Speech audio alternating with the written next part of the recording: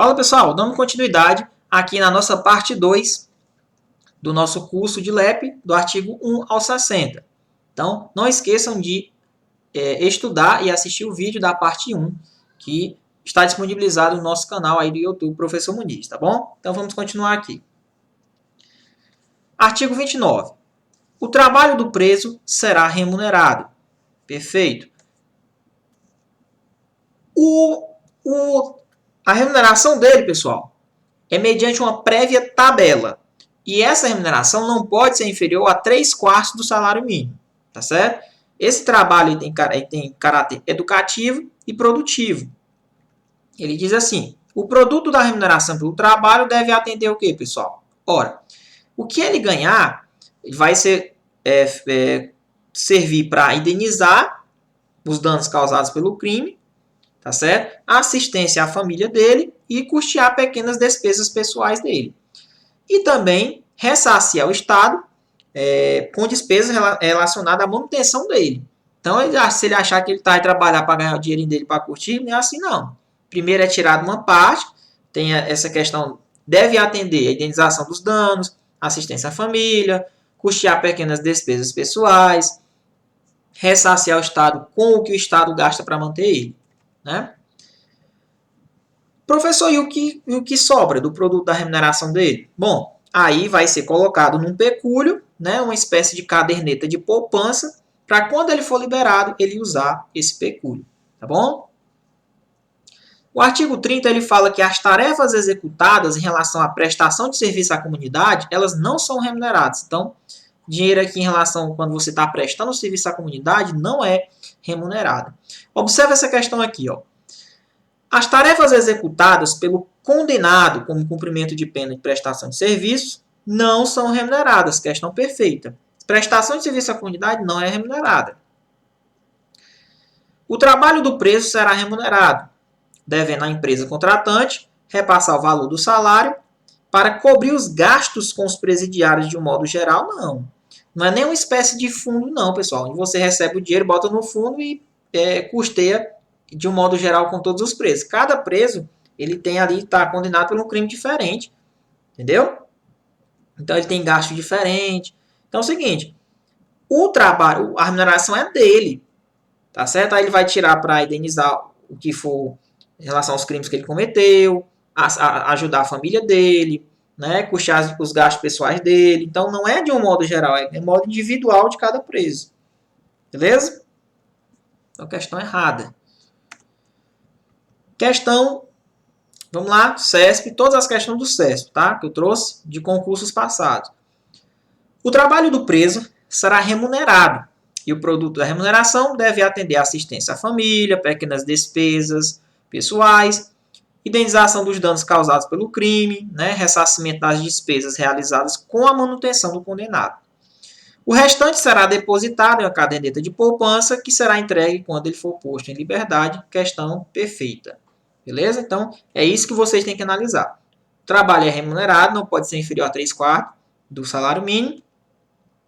E esse produto dessa remuneração é para custear despesas, né, indenizar, beleza? Então, vamos lá.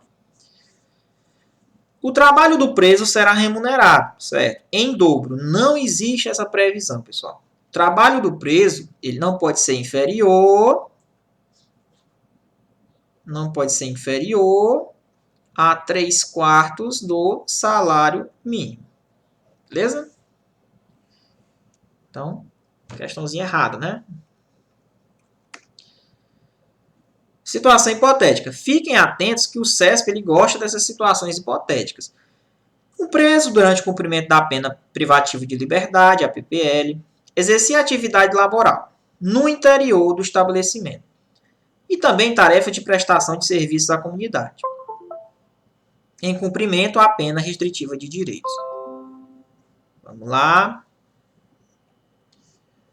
Vamos aqui, né? Nessa situação, a remuneração do preso será referente apenas ao trabalho interno, não havendo direito à remuneração pela prestação de serviço comunitário. Perfeito. Não existe remuneração, pessoal, em relação à prestação de serviço comunitário, a gente já viu.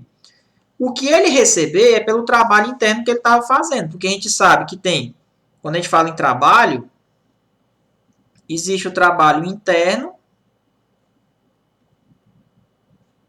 existe o trabalho externo, né? O que é que acontece? Essa remuneração dessa atividade laboral que ele estava exercendo no interior do estabelecimento, o que ele tiver para receber em relação a esse trabalho interno. Porque trabalho de prestação de serviço comunitário, ele não é remunerado. Tá bom? Vamos lá no artigo 31, ele fala o seguinte: o condenado à pena privativa de liberdade está obrigado a trabalhar, tá vendo? O cara que está em PPL, pena privativa de liberdade, ele é obrigado a trabalhar, tá? Na medida de suas aptidões. Professor, e o preso provisório? Ele não é obrigado a trabalhar, é facultativo. Se ele trabalhar, ele só pode trabalhar se for internamente, no interior do estabelecimento, tá bom? Olha essa questão. A legislação limita o trabalho feito pelo preso provisório àquele que pode ser realizado no estabelecimento prisional, em que o indivíduo se encontre nas medidas de suas aptidões. Perfeito. O trabalho do preso provisório é limitado a dentro do próprio estabelecimento. O preso provisório ou condenado à pena privativa de liberdade é obrigado a trabalhar. Perfeito.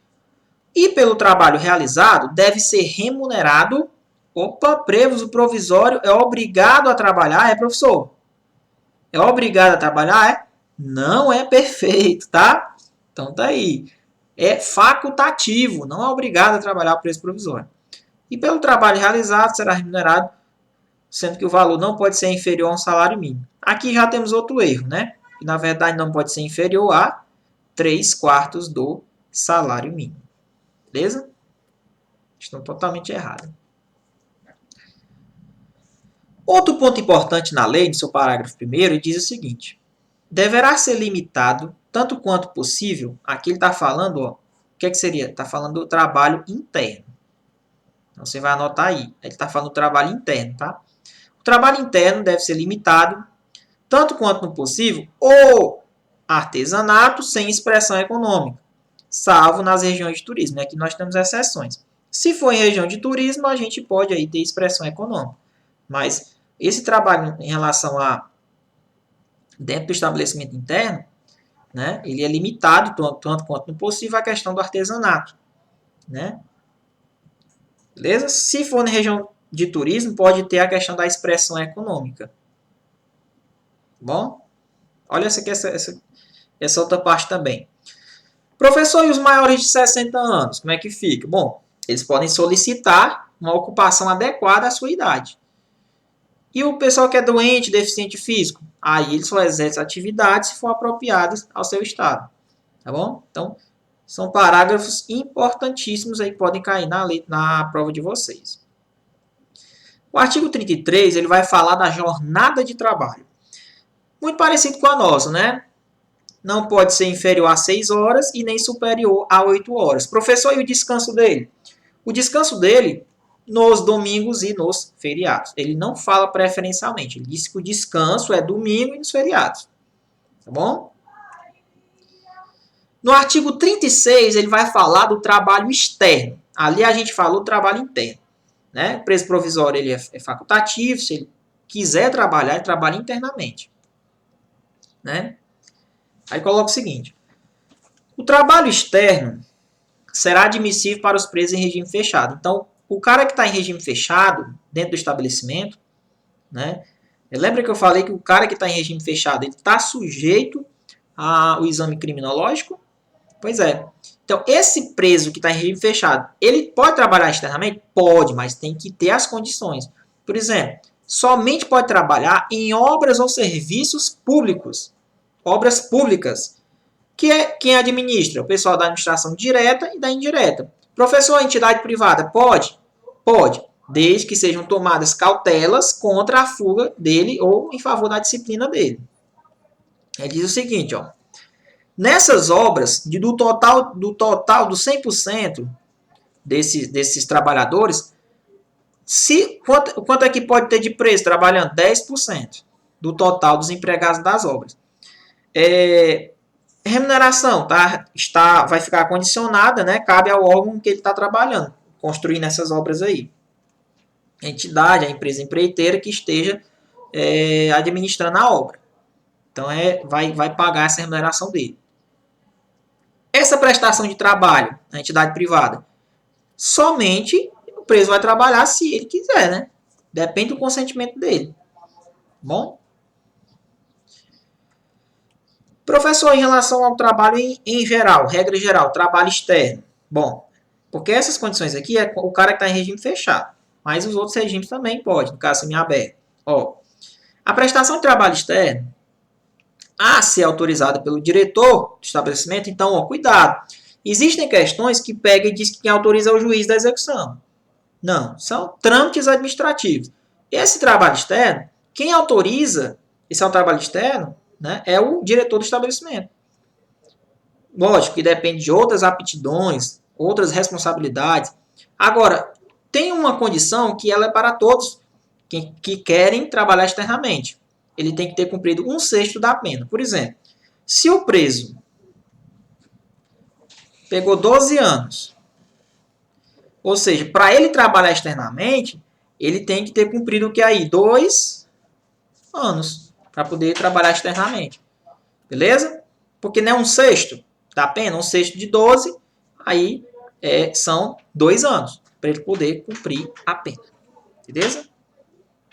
Então vamos lá. Grifa esse trecho aqui, ó. Cumprimento de requisito de 1/6 da pena. Tá bom?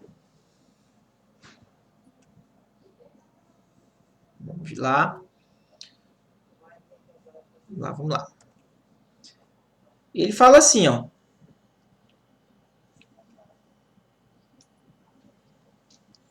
Fala o seguinte.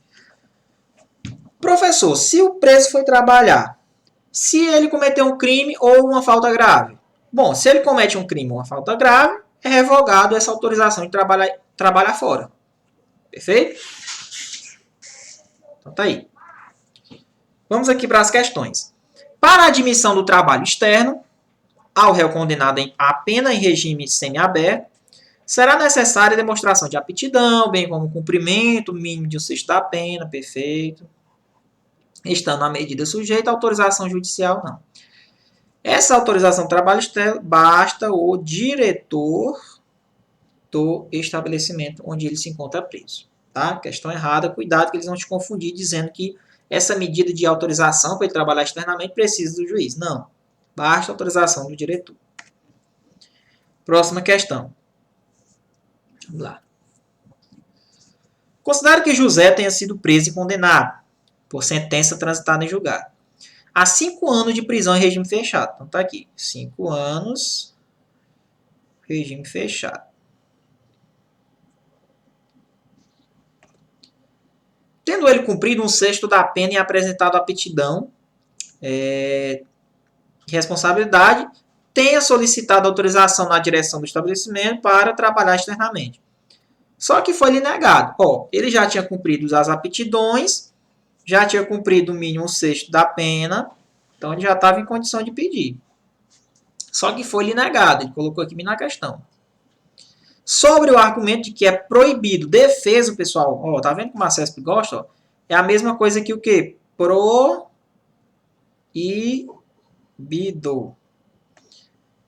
Sobre o argumento de que é proibido aos presos nesse regime o trabalho externo. Não, que é isso? Em obras públicas realizadas por entidades privadas. Não é, pessoal. O preso em regime fechado ele pode trabalhar externamente, desde que seja em obras públicas ou serviços públicos. Tanto da administração direta quanto da administração indireta ou entidades privadas. Desde que previna em relação à questão da disciplina dele, né, e a questão da fuga dele. Então, questão errada porque ele disse que, nesse caso, a negativa de direção do estabelecimento prisional está em consonância com a legislação? Não. Ele errou. Se ele cumpriu todos os requisitos, ele tem o direito de trabalhar externamente. Beleza? Então vamos lá. Ó, CESP gosta de situação hipotética. Joaquim foi condenado por crime grave, a pena de reclusão, em regime fechado, da qual já cumpriu 1/6. Ó, o cara já cumpriu 1/6 da pena. Regime fechado. No município em que está localizado o estabelecimento, que abriga Joaquim, será iniciada obra pública na região central da cidade. Nessa situação, desde que preenchidos os requisitos e adotadas as cautelas contra a fuga em favor da disciplina, Joaquim poderá ser autorizado a trabalhar na obra. Lógico, questão perfeita. Tá bom? Se ele está em regime fechado e é uma obra pública, né? Ele diz assim, ó, será iniciada a obra pública de revitalização da região central. Perfeito. Se ele cumpriu já 1/6 da pena, como bem colocou ali, ó, do qual já cumpriu 1/6, então, já cumprindo outros requisitos também, ele está autorizado, com certeza. Se o diretor autorizar, ele pode trabalhar sim nessa obra, tá bom? O trabalho externo será admissível para os presos em regime fechado, somente em serviço ou obra pública realizado por órgão da administração direta ou indireta, ou por entidades privadas, tomadas as cautelas por questão da fuga e favor da disciplina, questão perfeita. Trabalho externo do preso em regime fechado só é autorizado em serviços ou obras públicas realizada pela administração direta ou indireta, ou entidade privada, desde que tome essa questão das cautelas em relação à questão da fuga e do favor da disciplina, tá?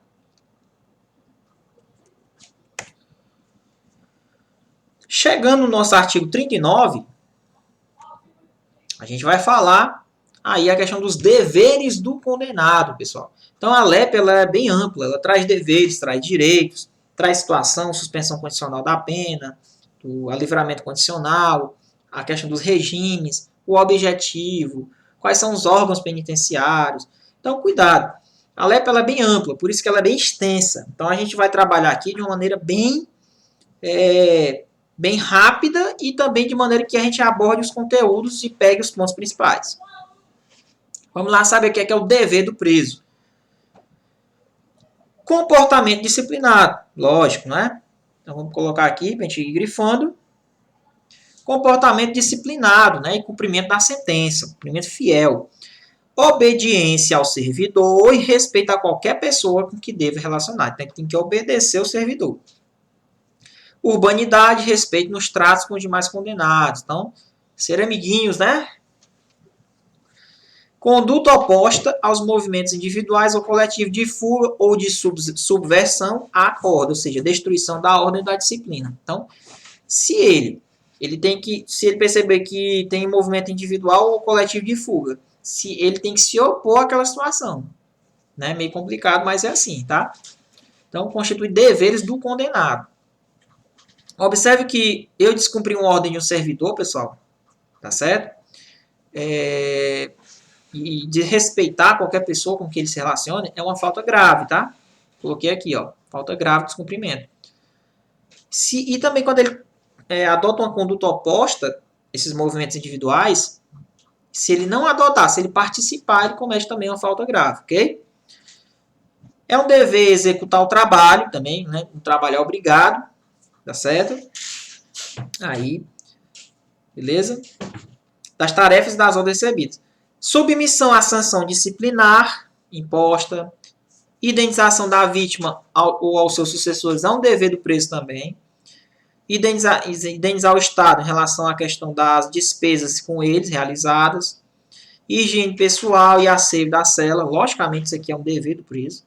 E conservação dos objetos do seu uso pessoal é um dever do preso, tá certo? Eu coloquei esses dois aqui porque esses dois, ó, constituem falta grave e eu descumpri. Não obedecer a uma ordem de um servidor, né, ou adotar uma conduta totalmente contrária, na verdade, adotar uma conduta que se alinhe com a questão dos movimentos individuais ou coletivos de fuga, ou seja, se ele aderir a essa situação, ele comete falta grave. Bom, então, cuidado. Vamos lá. Aplica-se ao preso provisório no que couber o disposto neste artigo. Então, os deveres do preso, pessoal. Logicamente, os condenados, né? E o preso provisório, pessoal?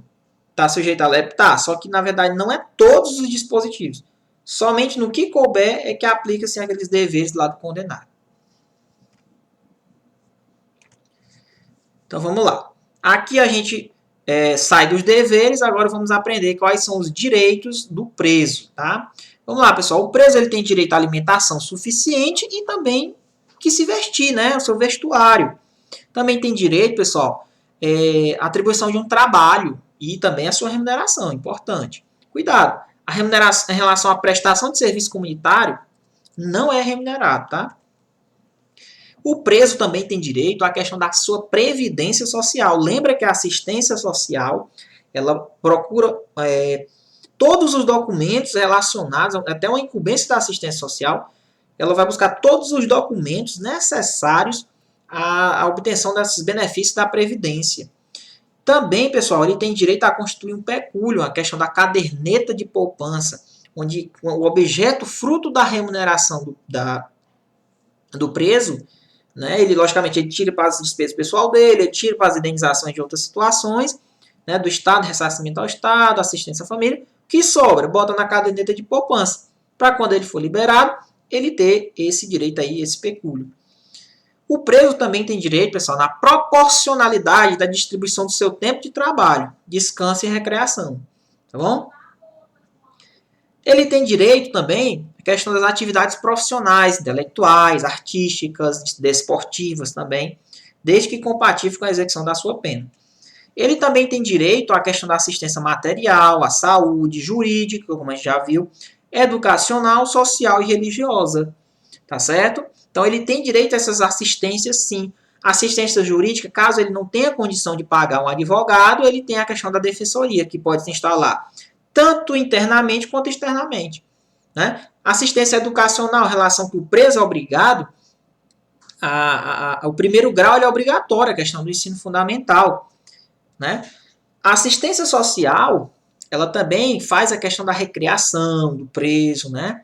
Então, assistência religiosa, onde você pode até ter uma Bíblia também. Então, essas assistências é um direito do preso.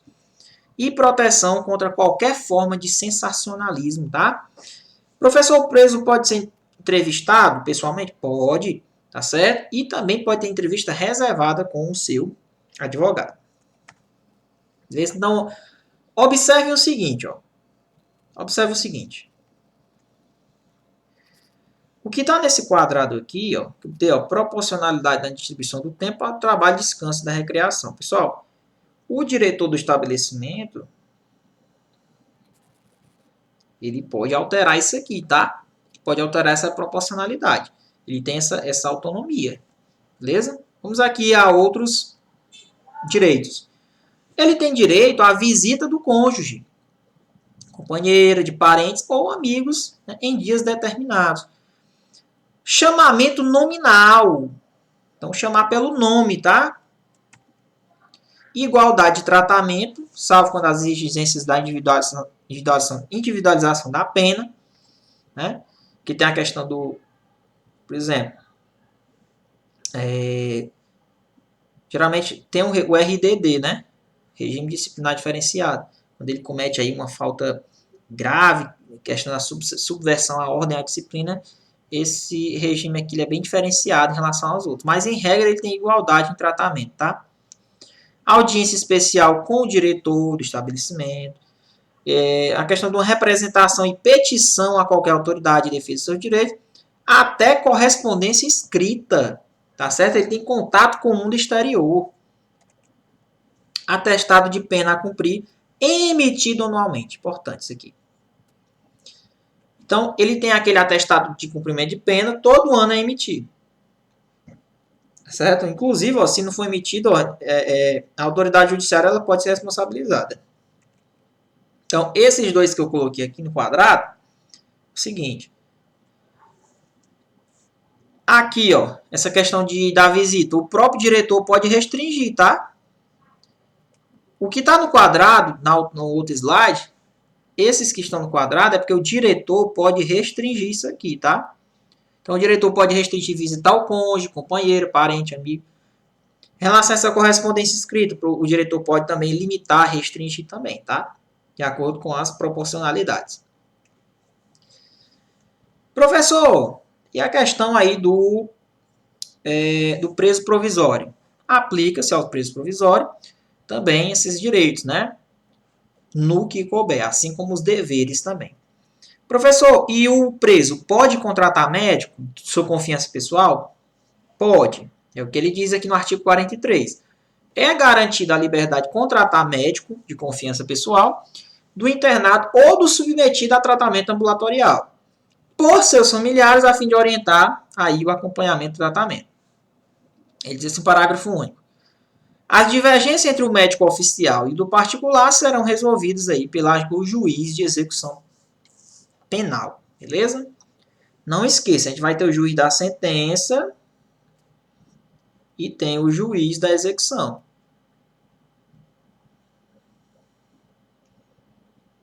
E aqui o juiz da sentença não é o mesmo juiz da execução, tá? São juízes diferentes. Aqui é o juiz da execução responsável pelos presos lá, de alterações, o que vier dali para frente é o juiz da execução. Da sentença é o juiz da sentença. Vamos aqui para a questão.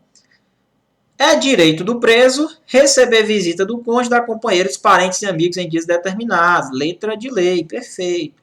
O cara acha que pelo fato de ter amigos aqui, ó, o cara querer marcar errado, mas está previsto, tá? Então vamos lá. A administração penitenciária, com fundamentos em razões de segurança pública ou disciplina, preservação da ordem, pode excepcionalmente proceder à interceptação das correspondências remetidas pelos sentenciados, visto que a cláusula tutelar da inviolabilidade do sigilo não pode constituir salvaguarda para as práticas ilícitas, questão perfeita e correta, pessoal.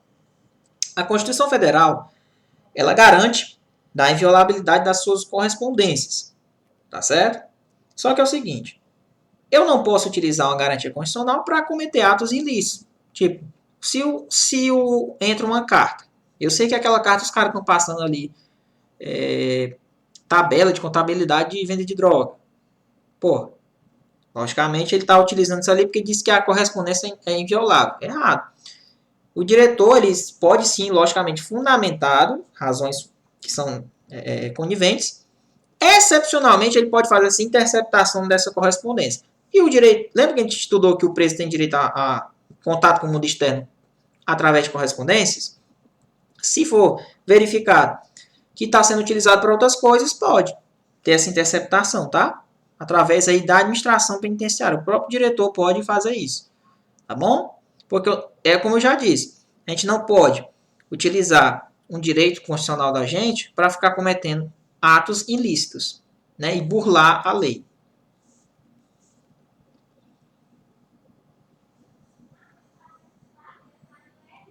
Beleza? Vamos lá. É direito do preso exercer atividades profissionais, intelectuais, artísticas e desportivas que praticava anteriormente, desde que compatível com a execução penal. Perfeito. Vamos aqui, mais uma questão CESP. É direito do preso ser chamado pelo nome ou pelo número. Não tem isso. O número recebido é E11, E12. Não, pessoal. Chamamento nominal. Ok? Chamamento nominal.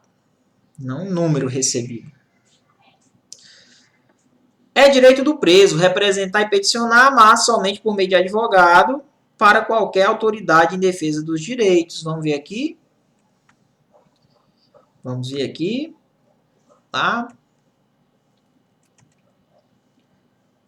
Ó, pessoal. Ele diz assim, ó. Representação e petição a qualquer autoridade em defesa do seu direito. Então não precisa de advogado, não. Ele pode representar a qualquer autoridade. Beleza? É isso que ele falou. Olha aí. Representar e peticionar, mas somente por meio de advogado, não. Ele pode representar e peticionar qualquer autoridade, tá bom?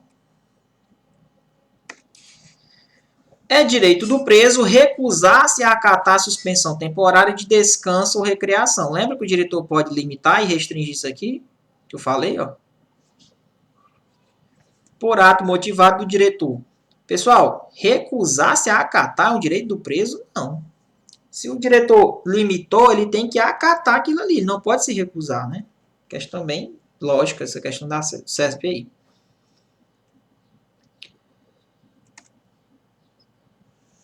Vamos aqui no nosso artigo 44, continuar nosso estudo, onde ele diz o seguinte: a disciplina consiste na colaboração com a ordem e na obediência às determinações das autoridades e seus agentes e no desempenho do trabalho. Ele fala assim, parágrafo único. Estão sujeitos à disciplina o condenado à pena privativa de liberdade ou restritivo de direito e também o preso provisório. Então, o preso provisório também está sujeito aí à disciplina. O artigo 45 fala o seguinte: não haverá falta nem sanção sem expressa e anterior previsão legal ou regulamentar. Isso aqui simplesmente é o princípio da legalidade, né? Não existe sanção e nem falta se não tiver uma lei prevendo anteriormente que aquilo é falta. Tá certo? Isso aqui é o princípio da anterioridade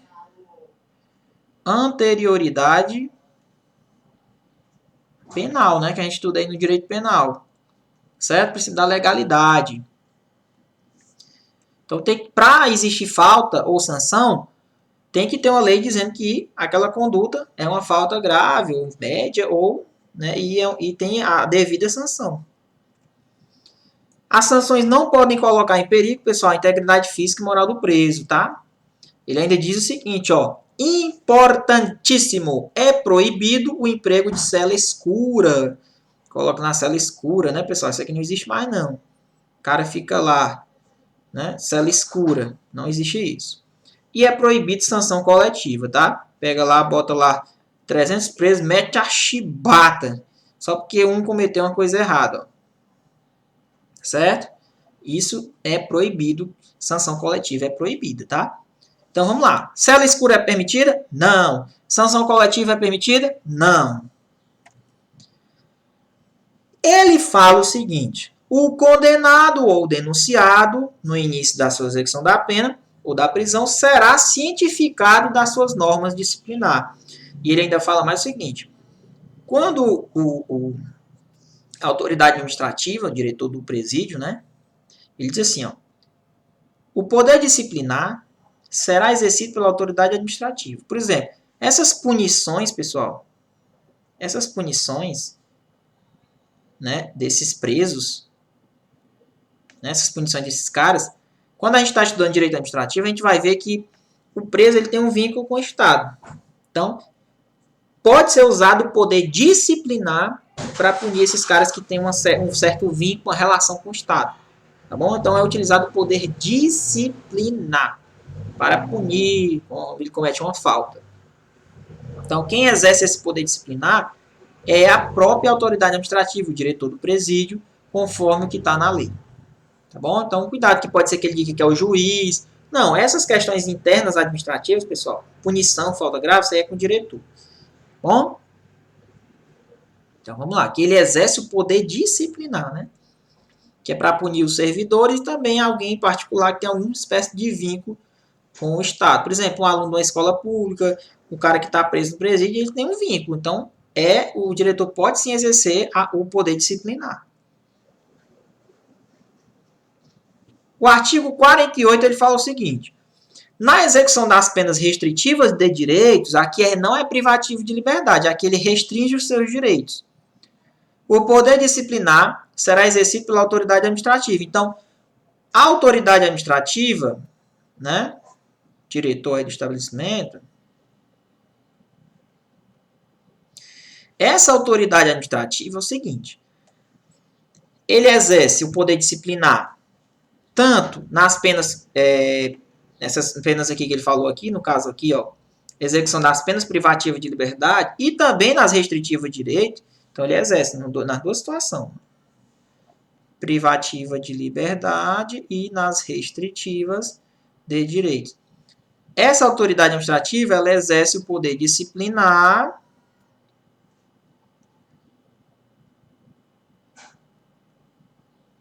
né? Porque o preso ele tem um vínculo com o Estado, então ele vai punir tanto na pena restritiva de direito quanto na privativa de liberdade.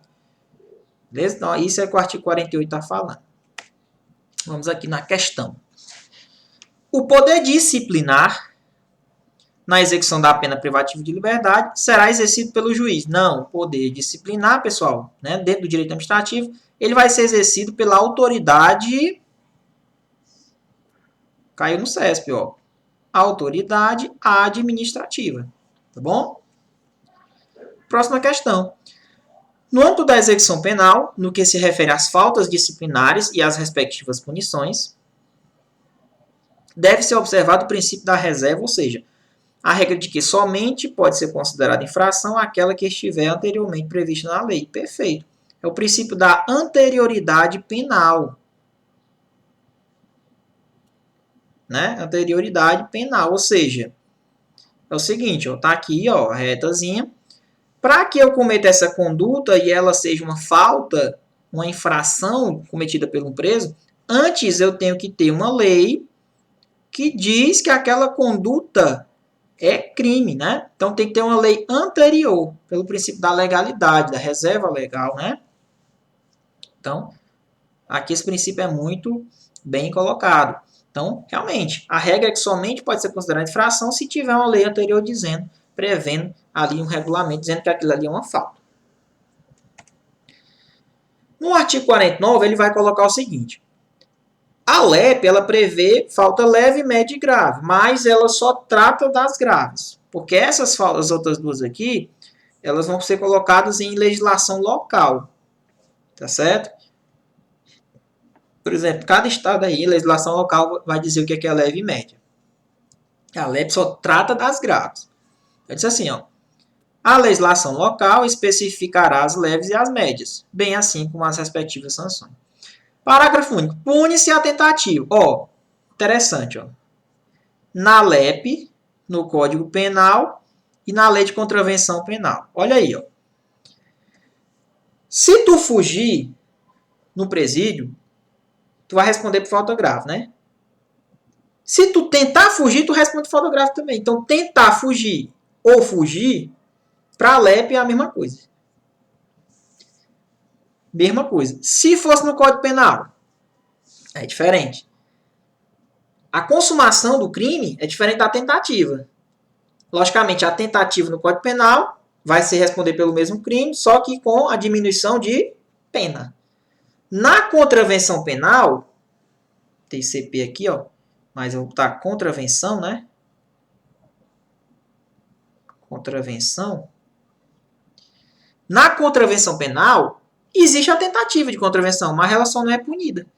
Olha que interessante. Na LEP, tentativa, se você tentar fazer fugir ou fugir, por exemplo, você responde, é uma falta grave.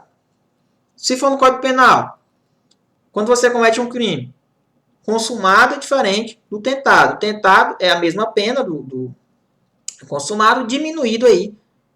Ocorre uma diminuição de pena. Na contravenção penal, existe a tentativa, só que não é punida. Entendeu? Então tá aí. Então ele diz, pune-se a tentativa com a sanção correspondente à falta consumada. Então, para o LEP é a mesma coisa. Vamos lá. A LEP classifica as faltas em leves, médias e graves, mas somente descreve e enumera as infrações médias e leves. Não, é o contrário. A LEP, ela descreve as graves e as médias e as leves, elas são feitas em legislação local. Bom? Tá aí. Vamos aqui no nosso artigo 50, onde ele vai falar o seguinte. Onde ele vai falar das faltas graves. Comete falta grave o condenado à pena privativa de liberdade que, vamos lá. Ó, o cara que participa de movimento para destruir a ordem ou a disciplina, então subverter, ou seja, ele vai detonar, ele vai destruir a ordem ou a disciplina do presídio, comete falta grave. Se o cara fugir, pode ser tentado ou pode ser o quê? Consumado, independente. Se ele possuir indevidamente, possuir indevidamente o quê, professor? Se ele possui indevidamente um instrumento capaz de ofender a integridade física ou de outrem, é falta grave. Se ele provoca acidente de trabalho, se ele descumpre no regime aberto as condições impostas, se ele não observa os deveres previstos no 2 e no 5, que a gente já viu anteriormente, né? Se ele tiver em sua posse, né, aparelho eletrônico, rádio ou similar, eu já adianto para vocês. Basta ser só até um chip no celular já é suficiente para caracterizar a falta grave, tá? Recusar submeter-se a procedimento de identificação do perfil genético. Lembra que eu falei para vocês? Identificação do perfil genético, o IPG, que quando o cara comete um crime hediondo ou falta grave, né, mediante violência contra a pessoa, violência grave, ele está sujeito ao IPG, né, que é a questão da identificação do perfil genético. Ele é obrigado a fazer. Se ele se recusa, ele comete falta grave. E a gente tem que entender também a questão do parágrafo, que ele diz assim: o disposto nesse artigo aplica-se no que couber ao preço provisório. Então, o preço provisório é sempre, na verdade, no que couber. Por quê? Porque ele é preventivo, né? Ele não está condenado ainda. Certo? Vamos aqui algumas questões. No decorrer da execução, são faltas graves cometidas pelo preso, no cumprimento da pena privativa de liberdade. Vamos lá. Incitar ou participar de movimento para destruir a ordem ou a disciplina. Perfeito. Provocar acidente de trabalho. Perfeito. Possuir indevidamente instrumento capaz de ofender a integridade física ou de outra questão. Perfeito. Tá certo? Aqui chegou aonde eu queria do bizu do não clique. Não, professor, clique com K não, né? Amor de Deus. Não clique. Vocês vão lembrar disso aqui. Não clique. Não clique. Não clique. Por que, professor? Clique. Presta atenção. De acordo com o entendimento do STJ, a prática de uma falta grave não interrompe o prazo para o fim de comutação de pena ou indulto. E também a prática de falta grave não interrompe o livramento condicional. Ixi, professor, então vamos lá. Vamos escrever com calma aqui. Se eu cometer uma falta grave, não interrompe, vamos lá, os prazos para fim de comutação de pena.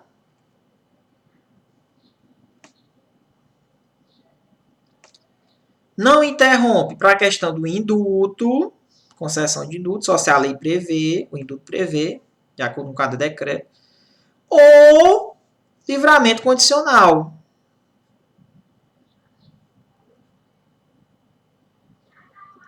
Aí você vai lembrar. Professor, em relação à progressão de regime. Em relação à progressão de regime,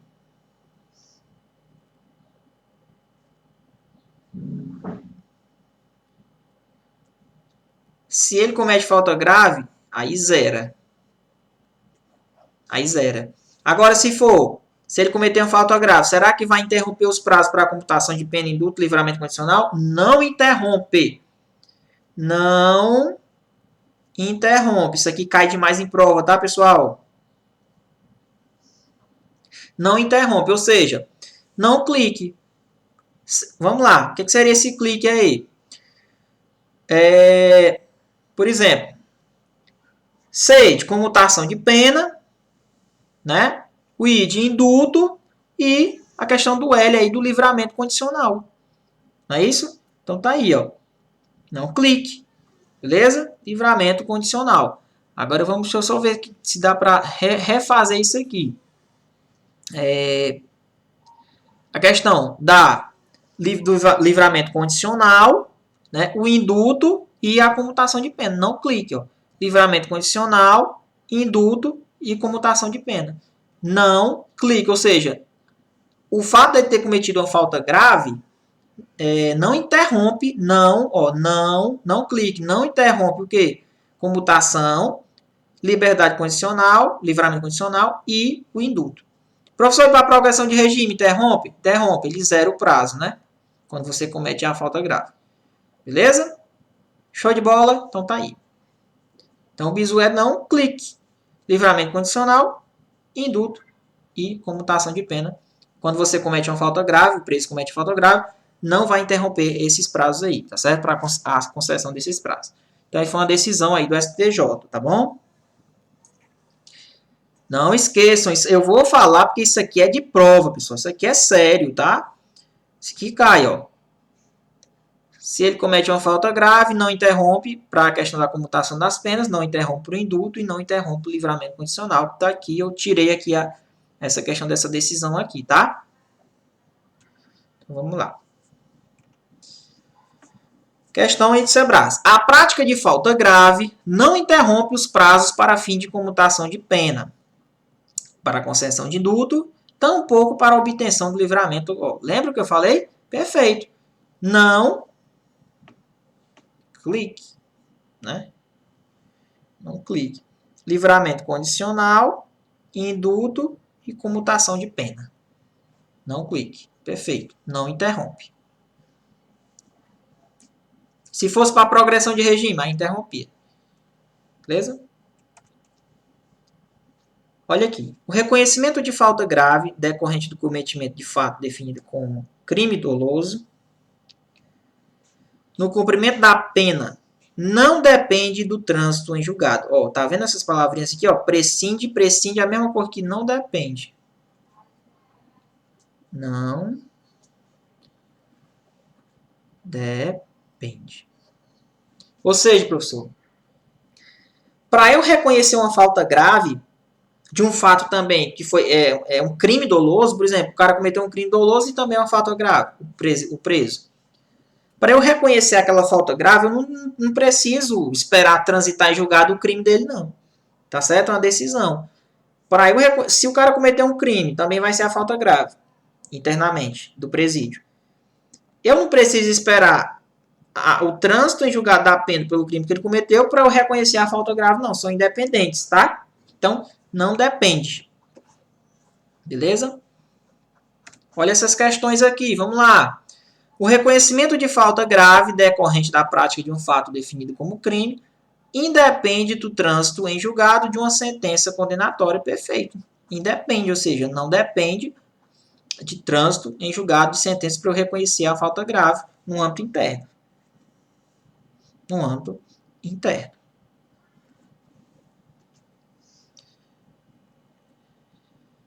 Vamos aqui para o artigo 51. Comete falta grave.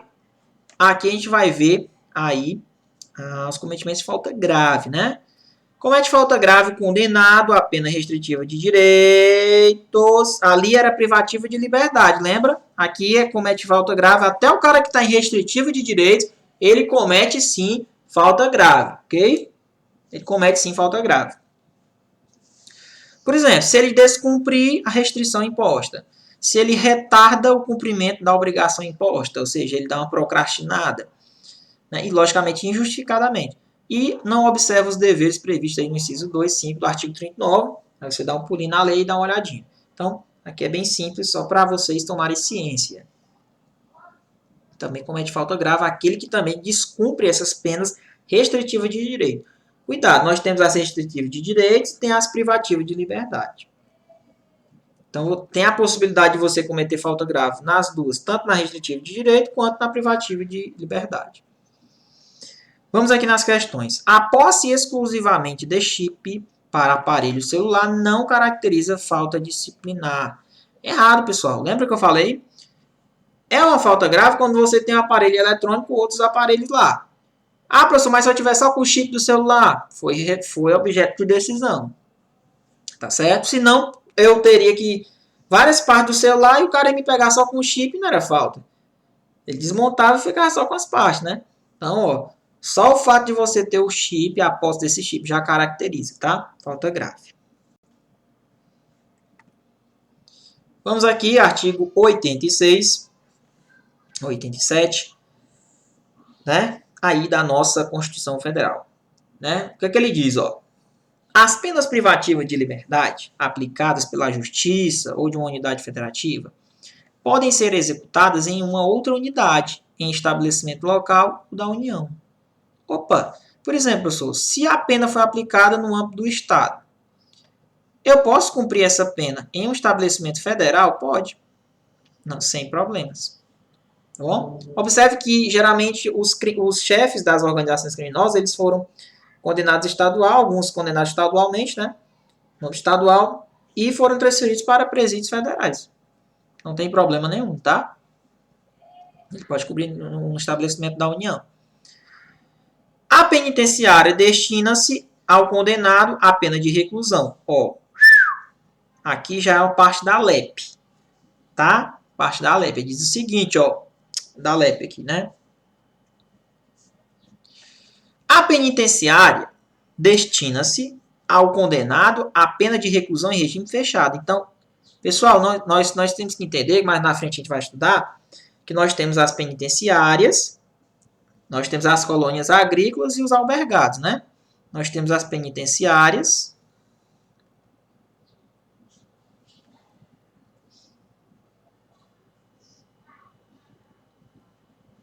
temos as colônias agrícolas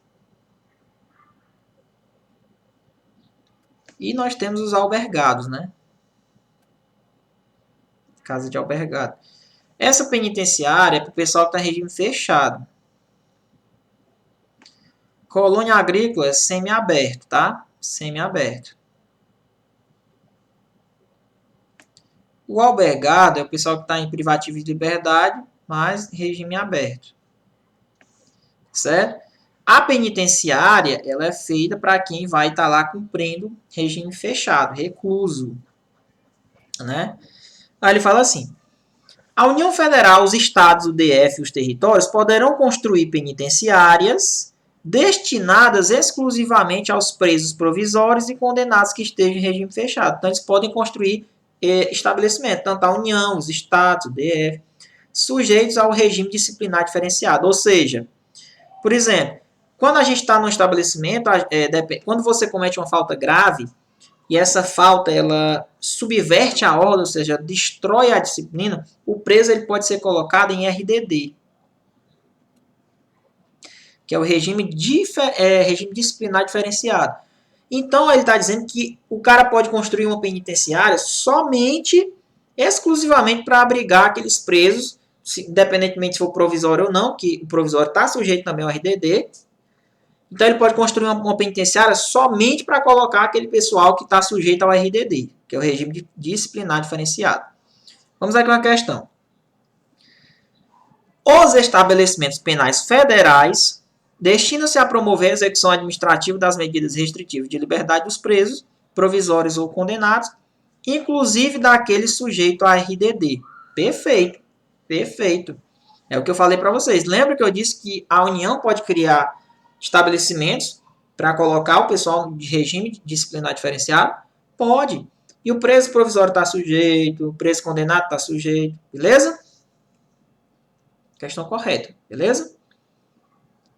Então, ela pode abrigar, sim, o pessoal que está sujeito ao regime disciplinar diferenciado. Não tem problema nenhum. Vamos aqui ao nosso famoso regime aí disciplinar diferenciado, né? O nosso famoso, que é a minha aposta na prova é esse cara aqui. Por quê? Porque o pacote anticrime trouxe alteração pra caramba desse cara aqui, tá certo? Então, eu peço que os senhores prestem atenção. Agora é a parte que vocês prestem mais atenção, tá certo? Logicamente, estou dizendo que as outras você tem que prestar atenção, mas essa parte aqui você tem que prestar. Vamos lá. A prática de falta de um fato previsto como crime doloso, constitui falta grave. Olha aí, ó. Então, o cara tem que cometer um crime doloso, logicamente, constitui falta grave, né? Falta grave. E a gente já viu que independe de trânsito em julgado daqui, do crime. E, além dessa falta grave, desse crime doloso, quando ocasionar subversão da ordem ou da disciplina, ou seja, quando destruir a ordem da disciplina, o cara cometeu um crime, é uma falta grave, destruiu a disciplina interna, fez o caos, sujeitará o preso provisório ou condenado, né, nacional ou estrangeiro, independentemente, pode ser estrangeiro também, ao regime disciplinar diferenciado. Cuidado com isso aqui, é o famoso RDD. Certo? RDD. Se ele comete crime, esse crime é falta grave, e se destruir, subversão da ordem da disciplina. Olha aí, características. Importante, característica do RDD, e já vai passar a canetinha, porque isso aqui vai ser a aposta da prova. Duração do RDD, duração máxima de até 2 anos. Sem prejuízo de repetição de sanção por nova falta grave. 2 anos. Pode repetir ainda, viu? Se ele cometeu nova falta grave. Recolhimento em cela individual. Visitas quinzenais, pessoal. Então é para os quinzenais, de 2 pessoas por vez, a serem realizadas instalações equipadas para impedir o contato físico. Parece agora aquela coisa americana, né? Então fica lá aquela telazona lá. Então, ó, impedir o contato físico e a passagem de objeto. Então o preço fica lá do canto, eu fico do outro. Beleza? Então tá aí, viu? Então, tá aí. 2 horinhas, ó. Autorizado judicialmente com duração de 2 horas. Então, visita quinzenal, cela individual, duração de máximo até 2 anos, sem prejuízo de repetição da sanção por nova falta grave. Outra característica importante. Ele pode sair da cela? Pode. 2 horinhas diárias para banho de sol, em grupos de 4 presos. Beleza? Mas ele não pode ter contato com o preso do mesmo grupo criminoso. Importante isso. Então, cuidado. Essas características é o que eu estou apostando na prova. Vamos aqui. Vou pegar aqui, vocês já viram aqui.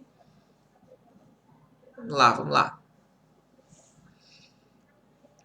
RDD.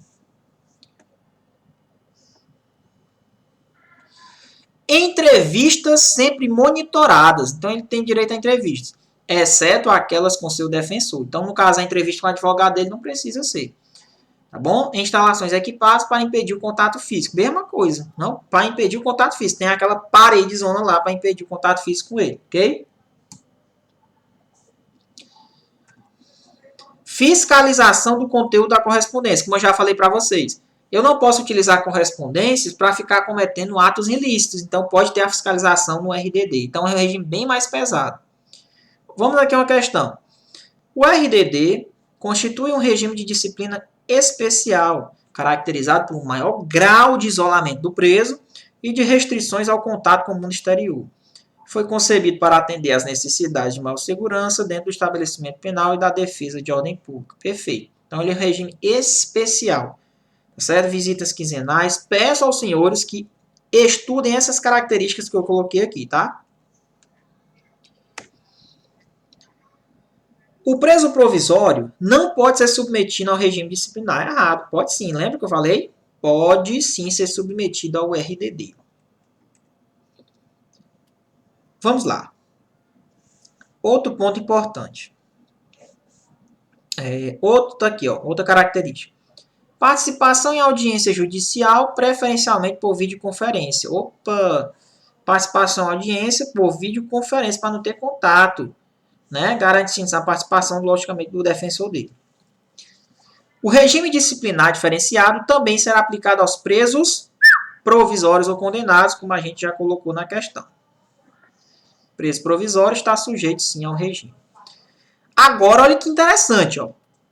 O regime disciplinar será aplicado aos presos provisórios condenados que apresentem alto risco para a ordem ou a segurança do estabelecimento ou sobre os quais recaem fundadas suspeitas de envolvimento ou participação de organização criminosa, associação ou milícia privada, independentemente de ele cometer falta grave. Então, se ele cometer falta grave, isso não importa.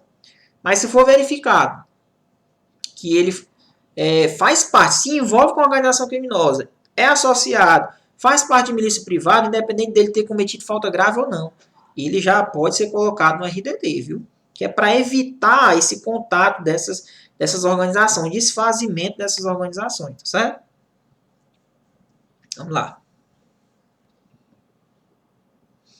O preso provisório, mesmo que apresente alto risco para a ordem e a segurança do estabelecimento, não poderá ser submetido ao RDD. Errado.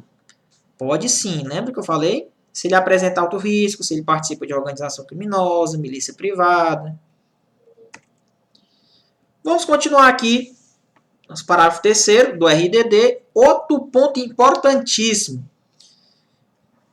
Se for comprovado que o preso é líder de organização criminosa ou associação, milícia privada, né, ou que tem atuação criminosa tipo, em 2 ou mais estados, o regime é obrigatoriamente cumprido em um estabelecimento prisional federal. Anota isso aqui. Vai pegar em teu material direitinho, vai marcar. Obrigatoriamente em estabelecimento federal. Então, se ele está lá no estadual, for comprovado que o cara é líder de uma organização criminosa, desce para o estabelecimento prisional federal. Na hipótese dos parágrafos anteriores, o regime disciplinar diferenciado poderá ser prorrogado sucessivamente. Então, ele pode ser prorrogado sucessivamente por períodos de 1 ano, existindo indícios que o quê? De preso que o quê? Tipo assim, professor, pode ser prorrogável o período do RDD? Pode. Se ele continuar apresentando alto risco para a ordem e a segurança do estabelecimento, ou se ele ainda mantém, né, vínculos com a organização criminosa. O cara não deixou de ter vínculo ainda. Então, esses períodos dos parágrafos anteriores, do RDD, no máximo 2 anos, pode ficar sucessivamente sendo prorrogado. Ó. Um ano, enquanto for comprovado que ele mantém vínculo com a organização criminosa. Entendeu? Essas são as minhas apostas, porque isso aí veio com pacote anticrime, tá? Após os 6 meses, após os 6 primeiros meses, né, do regime de disciplinar diferenciado, o preso que não recebe a visita, né, que geralmente não recebe aquelas visitas quinzenais, após os 6 primeiros meses, ele pode, logicamente ele agenda, né, ter contato telefônico, e esse contato é gravado com uma pessoa da família por 2 vezes por mês. Então, ele pode ter sim a questão do contato telefônico, ok? Pode ter sido o contato telefônico. Então, muito cuidado com essa parte aí, tá bom? Então, legal, o preso pode ter contato telefônico. Cuidado, no RDD, após os 6 primeiros meses, se ele não tiver o contato aí, né, as visitas, ele poderá, não deverá, ter esse contato aí com o telefone. Artigo 53 vai falar das sanções, tá? O que são as sanções? Bom, a gente viu as faltas, agora a gente vai ver quais são as sanções que são aplicadas aos presos. Bom, advertência verbal, né? Uma repreensão, suspensão ou restrição de direitos também, isolamento na própria cela, né? Ou em local adequado nos estabelecimentos que possuam alojamento aí coletivo. Vamos lá. Essas sanções aqui, elas podem ser aplicadas somente por ato do diretor. Pode isolar, pode advertir, repreender, suspender a restrição de alguns direitos.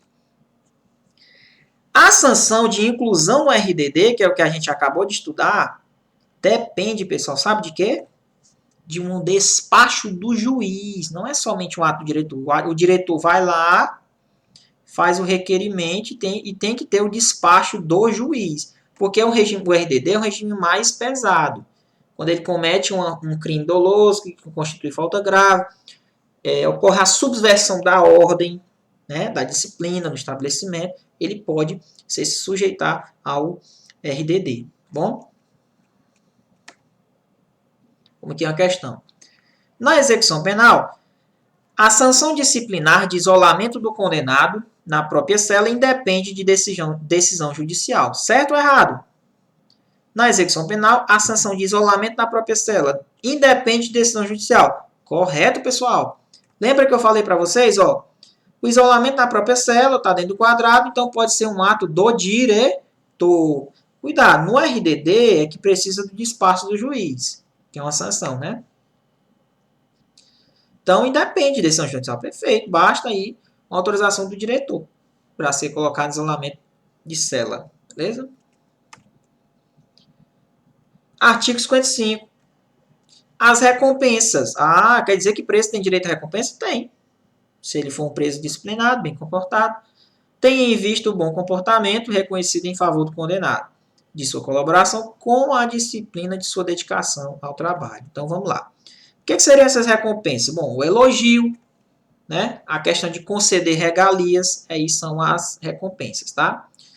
Então, essas legislações locais, pessoal, dos presídios, é que realmente vão dizer as formas, como é que eles vão conceder essas regalias. Mas o preso ele tem direito, tá? Ser elogiado e conceder regalias.